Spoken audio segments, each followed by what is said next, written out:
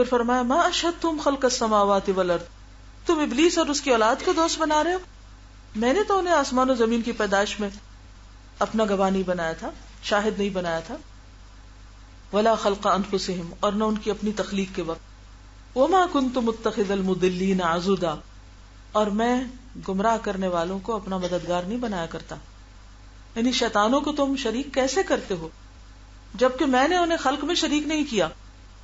یعنی ان کی بات کیوں مانتے ہو؟ اللہ کی ہمیں کیوں ماننی ہے؟ کیونکہ وہ ہمارا خالق ہے، رب ہے، مالک ہے. اور شیطان کی کیوں نہیں ماننی؟ کیونکہ وہ خالق نہیں. اللہ تعالیٰ فرماتے ہیں اس نے بنانا تو دور کی بات، تخلیق کو دیکھا تک نہیں ہے، اس کو مشاہدہ بھی نہیں کیا. گویا دوسرے لفظوں میں جن کے تم غلام بنے ہوئے ہو، جنہیں تم نے مجھے چھوڑ کر اپنا دوست بنایا ہوا ہے، وہ تو میرے غلام ہیں، وہ تو کسی چیز کے مالک نہیں.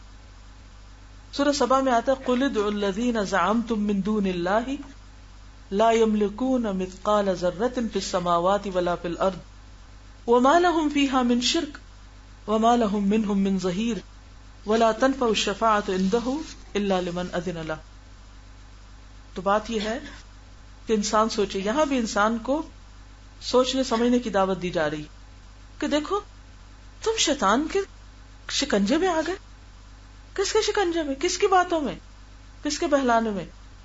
وہ جس کے پاس کوئی اختیار ہے ہی نہیں. تو اس کا مطلب ہے ایمان انتہائی کمزور ہے نا، کہ جو خود بے اختیار ہے تم اس کی باتوں میں آ گئے. کیونکہ جس کا ایمان مضبوط ہوتا ہے وہ شیطان کے پھندے میں نہیں آتا، کیونکہ ان کید الشیطان کان ضعیفا، چالیں اس کی کمزور ہیں، لیکن کمزور چالیں کس کو پھانستی ہیں؟ جو خود کمزور ہوتا ہے. جو طاقتور ہو وہ کمزور چیزوں سے نہیں باندھا جاتا، وہ کمزور چالوں میں نہیں آتا.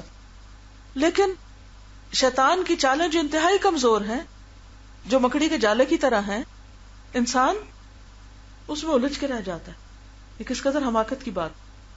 وَيَوْمَ يَقُولُ نَادُوا شُرَكَائِي، اور جس دن وہ کہے گا پکارو میرے شریکوں، الَّذِينَ زَعَمْتُمْ، جن کے بارے میں تم نے زوم رکھا یا جن کے بارے میں تم سمجھتے تھے کہ وہ شریک ہیں.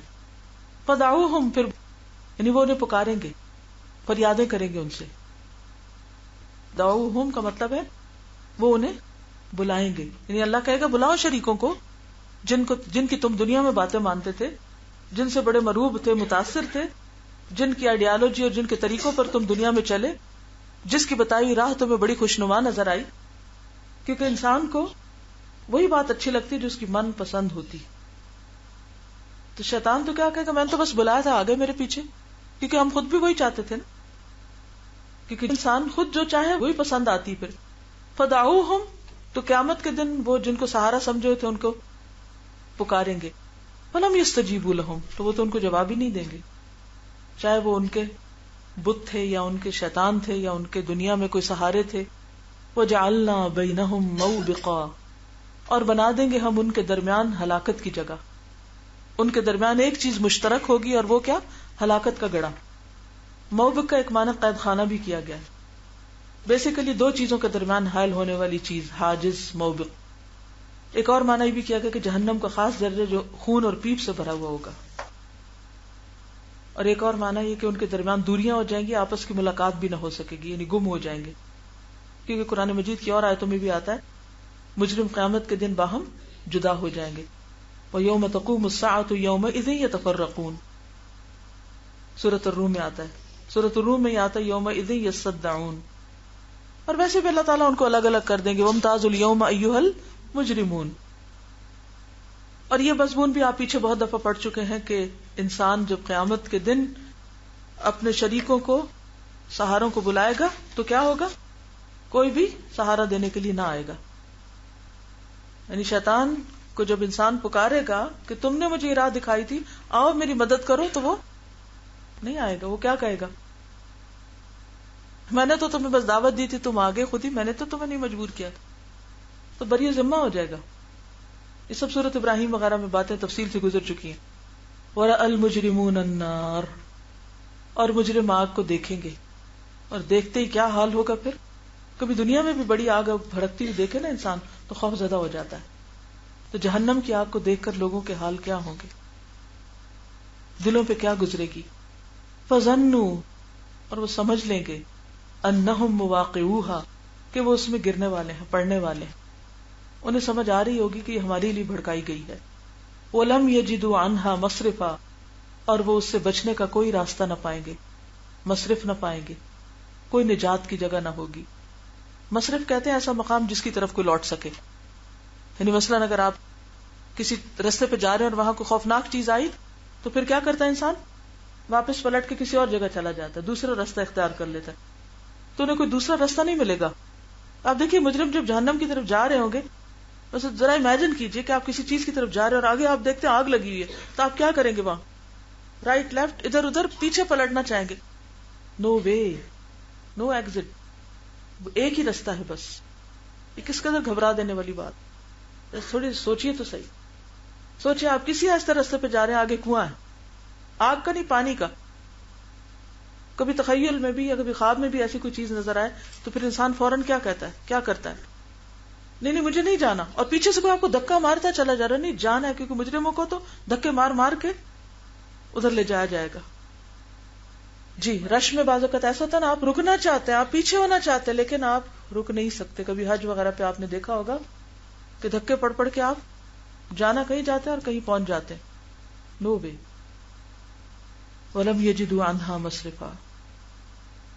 اور ویسے بھی آپ دیکھیں کہ جہنم کو اس وقت 70,000 زنجیروں سے جکڑ کر لایا جائے، اور ایک ایک زنجیر پر 70,000 فرشتے ہوں گے، اور کوئی شخص اس سے ادھر ادھر نہ جا سکے گا، وہی آگے ہوگی. اسی لیے اللہ تعالیٰ فرماتے ہیں وَلَقَدْ صَرَّفْنَا فِي هَذَا الْقُرْآنِ لِلنَّاسِ مِنْ كُلِّ مَثَلٍ. اور پھیر پھیر کے لائے ہم اس قرآن میں لوگوں کے لیے ہر طرح کی مثال. ہم نے لوگوں کو ہر طرح سے سمجھا دیا ہے، ہر بات کی حقیقت واضح کر دی ہے. واقعات ہیں، دلائل ہیں، امثال ہیں، قصے ہیں، ہر چیز. مثلا من کل مثل، ابھی ایک تو مثال ہم نے پڑھی، تو جو قصے پڑھ رہے ہیں. لیکن جب کوئی واقعہ انسان کے سامنے آتا ہے تو انسان کیا کرتا ہے؟ وَكَانَ الْإِنسَانُ أَكْثَرَ شَيْءٍ جَدَلًا. سب سے زیادہ اگر انسان کو کچھ آتا ہے تو جھگڑا کرنا. انسان اکثر چیزوں میں سخت جھگڑالو واقع ہوا ہے، اور خصوصاً حق کے معاملے میں. حق کو قبول کرنا اس کے لیے مشکل ہے، اور وہ کیا کرتا ہے؟ باطل کے ساتھ حق کا مقابلہ کرتا رہتا ہے، باطل دلیلیں لاتا ہے اور مطمئن ہو جاتا ہے. مثلا جب اللہ تعالیٰ کوئی مثال بیان کرتا ہے تو جھگڑالو لوگ کیا کہتے ہیں؟ ماذا اراد اللہ بہذا مسئلہ. یہ کیا بات ہوئی؟ یہ کوئی مثال ہے؟ اس سے کیا مطلب ہے؟ یہ کیوں آ گئی مثال؟ یہ واقعہ کیوں بیان ہوا ہے؟ یہ ایک عام مشاہدے کی بات ہے. حق کے معاملے میں لوگوں کے جھگڑے. آپ کسی کو کہہ کے تو دیکھیں کہ آپ نماز پڑھا کریں. آپ کیا کہہ رہے ہیں؟ حق پیش کر رہے ہیں نا. اللہ کا حکم ہے، اللہ نے اپنی عبادت کے لیے پیدا کیا، اور قیامت کے دن پہلی بات بھی اسی سے شروع ہوگی کہ وہ کی یا نہیں جس کے لیے تمہیں بنایا گیا تھا. لیکن آج اگر آپ کسی سے جو نماز نہ پڑھتا ہو ذرا کہیں تو صحیح، پھر کیا کرتے ہیں لوگ؟ آگے سے جھگڑا کرتے ہیں یا نہیں؟ اور ہوتے کیا ہیں؟ خود ساختہ فلسفے. یہ نہیں دیکھتے کہ اللہ تعالیٰ کیا فرماتے، یہ دیکھتے کہ ہم کیا سوچتے ہیں، اور جو ہم سوچتے ہیں وہ اس سے بھی بڑھ کے جو اللہ نے فرمایا. اسی لیے تو ان چیزوں کو دلیل بنائے ہوئے، ان کو حجت بنائے ہوئے. جو چیز ہم سننا نہیں چاہتے اس میں فوراً جھگڑا کھڑا کر دیتے ہیں. لیکن حق تو حق ہی ہوتا ہے نا. نہ مانے لوگ کیا چاہتے؟ قرآن کو بدل دیا جائے، لیکن ان کی مرضی کے مطابق سب کچھ ہو. وہ کہتے تھے نا کہ اس کے بجائے کوئی اور قرآن لے آؤ یا اس کو بدل دو. آج بھی لوگ یہی چاہتے ہیں. وَكَانَ الْإِنسَانُ أَكْثَرَ شَيْءٍ جَدَلًا. اپنے آپ کو دیکھیے، ہم کس معاملے میں جھگڑا کرتے ہیں؟ لوگوں کو، اور باقی تو جو کرتے ہیں سو کرتے ہیں. اگر ہم اپنی اصلاح کر لیں تو بھی کافی ہے. کل بھی ہم نے میراء اور بحث کے اوپر بات کی تھی نا، اور سورۃ کہف کا میسج بھی کیا ہے؟ اختلافات اور نزاعات اور تنازع میں بحث مباحثے میں نہ پڑو، جھگڑے نہ کرو. جو معاملہ اللہ کے علم ہے اس کو اللہ کے اوپر چھوڑ دو، اور جو قابل توجہ نہیں اس کو اتنا اہم نہ کرو. وَلَا تُمَارِ فِيهِمْ إِلَّا مِرَاءً ظَاهِرًا. اور جدل بھی، میراء، مناظرہ، مباحثہ، یہی مختلف چیزیں، مختلف اقسام ہیں. جب قرآن کا کوئی حکم آ جائے تو کیا کرو؟ سمعنا. سمجھ آتا ہے تب بھی، نہیں آتا تب بھی. ہمیں حق نہیں کہ ہم اللہ سے پوچھیں کہ یہ حکم کیوں اتارا اور کس لیے اتارا. اور اس پہ تو عمل ہو نہیں سکتا. سمعنا وأطعنا.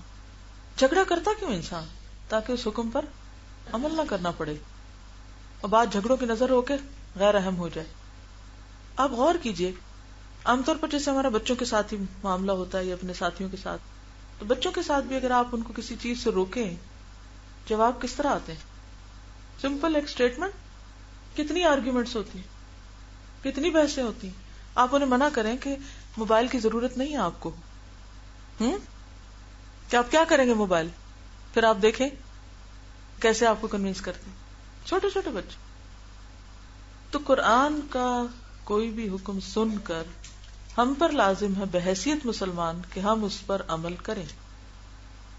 لیکن اگر کوئی شخص عمل کی بجائے بحث اور جھگڑے میں پڑ جاتا ہے تو اس کا مطلب یہ ہے کہ وہ اپنی عقل کو اللہ کی عقل سے زیادہ بڑا سمجھتا ہے اور دوسرے لفظوں میں انکار کر رہا ہے. وما منع الناس ان يؤمنوا. اور کس چیز نے روکا لوگوں کے وہ ایمان نہ لائیں؟ اذ جاءهم الهدى. جب ہدایت ان کے پاس آ گئی. ان کا پرابلم کیا ہے؟ ان کا مسئلہ کیا ہے؟ کیوں نہیں ہدایت پہ عمل کرنا چاہتے؟ وَيَسْتَغْفِرُوا رَبَّهُمْ. اور اپنے رب سے استغفار کریں، گناہوں کی معافی مانگ لیں. الا مگر انتظار ہے کس چیز کا؟ ان تأتیہم سنت الاولین. کہ ان کے پاس پہلوں کا طریقہ، پہلوں کی سنت آ جائے، یعنی عذاب آ جائے اور وہ ان کو اپنی گرفت میں لے لے. اس وقت ہی یہ مانیں گے. او یأتیہم العذاب قبلا. یا آ جائے ان کے پاس عذاب بالکل سامنے، آنکھوں سے دیکھ لیں. اور قبول کا ایک اور معنی بھی کیا کہ طرح طرح کا، کیونکہ جب عذاب سامنے آتا ہے تو پھر بڑے بڑے بھی مجرم کیا کرتے ہیں؟ ہتھیار ڈال دیتے ہیں. تو ہر دور کے نہ ماننے والوں منکرین کی ایک ہی عادت رہی، سنت یا بمانا عادت، پہلوں کی ہی سنت رہی. کیا؟ ہر دور میں سرکشی کرتے رہے، نشانیاں دیکھنے کے باوجود بھی جھٹلاتے رہے. اور انہوں نے کیا کہا کہ جس عذاب کی دھمکی دیتے وہ آ جائے ہمارے پاس. فَأَسْقِطْ عَلَيْنَا كِسَفًا مِّنَ السَّمَاءِ إِن كُنتَ مِنَ الصَّادِقِينَ لَوْ مَا تَأْتِينَا بِالْمَلَائِكَةِ. فرشتے آ کیوں نہیں جاتے؟ تو سب نے کیا چاہا؟ تجربہ، ٹیسٹ اینڈ ٹرائی کر کے پھر مانے. لیکن جب وہ آ جاتی ہے چیز سامنے، عذاب سامنے آ جاتا ہے تو امتحان ختم ہو جاتا ہے. امتحان ہے ہی کس کا؟ ایمان بالغیب کا. وَمَا نُرْسِلُ الْمُرْسَلِينَ إِلَّا مُبَشِّرِينَ وَمُنذِرِينَ. اور نہیں بھیجتے ہم رسولوں کو مگر خوشخبری دینے والے اور ڈرانے والے. نہیں، ہم نے اس لیے نہیں بھیجا کہ وہ ان کو عذاب کا مشاہدہ کرا کے منوا کے پھر ایمان لانے پہ مجبور کریں. نہیں، ان کا کام ہے بتا دینا. لیکن لوگوں کا طریقہ کیا رہا؟ وَيُجَادِلُ الَّذِينَ كَفَرُوا بِالْبَاطِلِ. کفار جھگڑے کرتے رہے باطل کا سہارا لے کر. یعنی انہوں نے حق کا مقابلہ کس سے کیا؟ باطل سے. لِيُدْحِضُوا بِهِ الْحَقِّ. تاکہ حق کو پھسلا دیں. دحد کا معنی ہوتا ہے پھسلنا، زائل کرنا، یعنی حق کو وہاں سے ہٹا دیں. لیکن وہ ایسا نہیں کر سکیں گے کیونکہ جاء الحق وزهق الباطل ان الباطل کان زہوقا. اس زمانے میں اور آج بھی آپ دیکھیں ہر طرف اسلام پہ آج کس چیز کے حملے ہو رہے ہیں، کیسی کیسی دلیلوں کے ساتھ قرآن کو اور قرآن کی تعلیمات کو اور دین کو جھٹلایا جا رہا ہے. تو کفار کی ہر دور کی یہ عادت رہی ہے کہ وہ باطل کا سہارا لے کر حق کا مقابلہ کرتے ہیں. وَاتَّخَذُوا آیَاتِي وَمَا أُنذِرُوا هُزُوًا. اور کیا کرتے ہیں؟ اور انہوں نے بنا لیا میری آیات کو، یعنی دلائل، معجزات، آیات، احکامات. وما انذروا. اور جس چیز سے وہ ڈرائے گئے، یعنی خصوصاً ڈرائی جانے والی آیات جہنم وغیرہ سے، آیات انذار کو کیا بنا لیا؟ ہزوا، مذاق. آج بھی آپ کو جہنم کے لطیفے بہت سے ملیں گے، جہنم کا مذاق اڑانے کے، اور آگ کی زقوم اور آگ اور ان سب چیزوں کو، جہنم کے فرشتوں. کفار مکہ نے جو کچھ کیا، اور آج بھی لوگ جو کچھ کرتے ہیں. کبھی قرآن کو کہا اساطیر الاولین ہے، کیونکہ آیات سے اگر قرآن ہی لیا جائے تو آیات کو کیا کہا؟ پہلوں کی کہانیاں ہیں. یعلمہ بشر، شاعر ہیں، کاہن ہیں، مجنون ہیں، وغیرہ وغیرہ بہت سی باتیں کی گئی. تو یہ ایک اور ہتھ کنڈا ہے. کیا؟ کہ اگر کوئی چیز وہ دلیل سے ثابت نہ کر سکے، جو کہ کر سکتے نہیں، تو پھر اگلا ہتھ کنڈا کیا ہوتا ہے؟ مذاق اڑانے لگتے ہیں. اور کسی بھی چیز کا مذاق کیوں اڑایا جاتا ہے؟ کیا کرنے کے لیے؟ اس کو غیر اہم کرنے کے لیے، اس کو حقیر ثابت کرنے کے لیے، تاکہ وہ اتنی امپورٹنٹ نہ رہے. جب امپورٹنٹ نہیں رہے گی تو اس کو کون مانے گا؟ وَمَنْ أَظْلَمُ مِمَّنْ ذُكِّرَ بِآيَاتِ رَبِّهِ، اور اس سے بڑا ظالم کون ہے جس کو اس کے رب کی آیات کے ساتھ نصیحت کی جائے، فَأَعْرَضَ عَنْهَا، پھر وہ اس سے اعراض برتے، روگردانی کرے، منہ پھیر لے. تو سب سے بڑا ظالم کون ہے؟ جو نصیحت کے بعد اعراض برتے، جسے سمجھایا جائے وہ منہ موڑ کے چلا جائے. وَنَسِيَ مَا قَدَّمَتْ يَدَاهُ، اور بھول جائے جو اس کے ہاتھوں نے آگے بھیجا، یعنی اپنے اعمال کو فراموش کر دے، اپنے مستقبل کو بھول جائے، قطعاً توجہ نہ دے اس پر. اسے سمجھایا جائے کہ دیکھو کل کیا ہوگا تو وہ اس پر بے رخی کا مظاہرہ کرے. اِنَّا جَعَلْنَا عَلَىٰ قُلُوبِهِمْ أَكِنَّةً، اور جب کوئی بار بار ایسا کرتا ہے تو پھر کیا ہوتا ہے؟ اور ڈال دیے ہم نے ان کے دلوں پہ پردے، غلاف چڑھ جاتے ہیں. أَن يَفْقَهُوهُ، کہ وہ اس کو سمجھ نہ سکے. یعنی پھر اللہ تعالیٰ بھی ان سے قبول حق کی صلاحیت چھیننے لگتا ہے. پھر سب سے مشکل ترین کام کیا ہو جاتا ہے؟ قرآن کو سمجھنا. اچھا بعض لوگ کہیں گے نہیں ہم تو اتنے علامہ ہیں، ذہین ہیں، ہم تو ہر بات سمجھ، ہم تو لغت بھی بڑی آتی ہے اور اتنی تاریخ جانتے ہیں اور بہت بڑے علماء ہیں. کیا یہود کے علماء نہیں تھے؟ ضروری تو نہیں ہوتا کہ کوئی شخص عالم ہو اور واقعی وہ پھر بھی قرآن کو سمجھے. کیونکہ مشکل کیا ہوتی ہے کہ لوگ پھر قرآن سے اپنی مرضی مطلب کی باتیں نکالنے لگتے ہیں، اس سے اپنے اعمال کو جسٹیفائی کرنے لگتے ہیں، اور وہ قرآن کے ساتھ بھی زیادتی کر رہے ہوتے ہیں. اور یہ کب ہوتا ہے؟ جب انسان اپنے اعمال کے اوپر توجہ نہ دے، نصیحت سے منہ موڑے، تو اللہ تعالیٰ بطور سزا پھر ان سے ان کا فہم یا فقہ یا دین کی جو روح ہے وہ چھین لیتا ہے. پھر دین صرف ظاہریت کا دین رہ جاتا ہے، جیسے ابلیس کی عبادت. یہ بہت بڑا شیطان کا وار ہے. آپ سمجھ رہے ہیں میری بات کیا کہہ رہی ہوں میں؟ قرآن کس لیے آیا ہے؟ نصیحت کے لیے. سب سے بڑا ظالم کون ہے؟ جو قرآن سے نصیحت نہ لے اور اس سے منہ موڑ جائے، اپنے آپ کو اس سے بالا سمجھے کہ مجھے اس کی ضرورت نہیں، مجھے تو سب کچھ آتا ہے، تم کیا سمجھتے ہو کہ مجھے پتا نہیں، میں کوئی برا مسلمان ہوں، مجھے سب پتا ہے.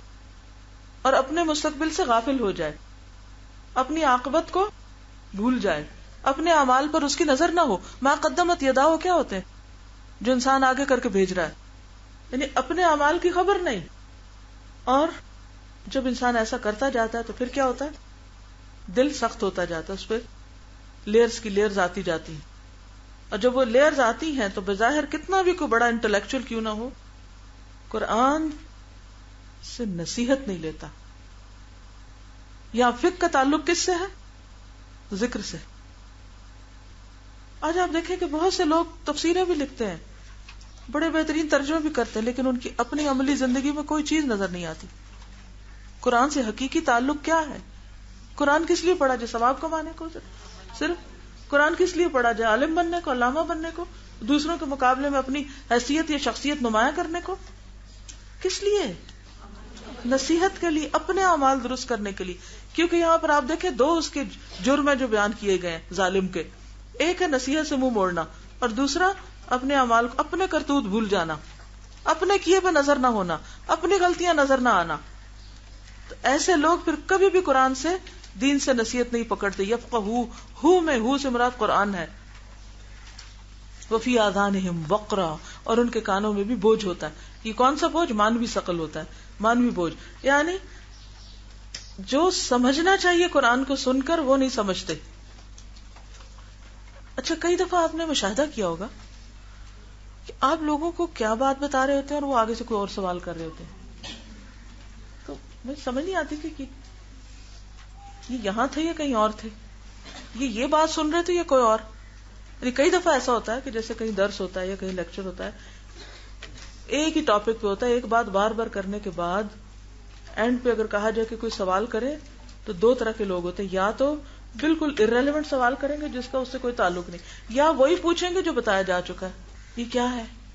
اچھا پھر خود کوئی نصیحت نہیں پکڑی، لوگوں کی باتوں کی مثالیں لا کے سوال کریں گے کہ آپ بتائیے ذرا، اگر کوئی ساس اپنی بہو کے ساتھ یہ کرے تو اس کا کیا حکم ہے، یا کوئی فلاں جس کے ساتھ کوئی جھگڑا ہوگا جس کا اس سے کوئی تعلق نہیں. قرآن ہے خود نصیحت لینے کی چیز، پڑھانے والے کو بھی اور پڑھنے والے کو بھی. ہر ایک کے لیے کیا ہے دراصل؟ اپنے آپ کو جگانے کی چیز، اپنے آپ کو بیدار کرنے کی، اور اپنے اعمال کی خبر لینے کی، جو کر رہے ہیں وہ صحیح بھی ہے یا نہیں. لیکن جب تک نظر دوسروں کے عیبوں پر رہے اور اپنے عمل نظر نہ آئے تو پڑھا لکھا بھی بیکار.